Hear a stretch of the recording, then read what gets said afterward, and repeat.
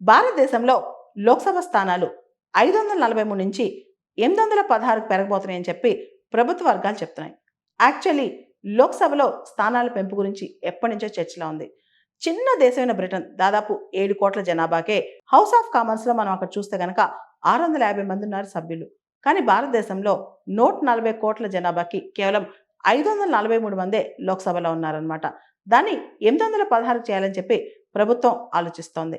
ఇక్కడ మనం ప్రత్యేకంగా చూస్తే మనకి సెన్సస్ ప్రాసెస్ మొదలవుతోంది. సెన్సస్ తర్వాత డీలిమిటేషన్ జరగబోతోంది. డీలిమిటేషన్ జరిగితే నియోజకవర్గాల పునర్విభజన జరగటం, దాంతోపాటు కొత్త స్థానాలు, కొత్త నియోజకవర్గాలు రావటం ఇవన్నీ జరుగుతాయి. వీటన్నిటితో పాటు మహిళా రిజర్వేషన్ బిల్ ఏదైతే 33% మహిళలకు రిజర్వేషన్ ఉందో అది కూడా ఇంప్లిమెంట్ అయ్యే అవకాశం త్వరలోనే కనిపిస్తుందనమాట.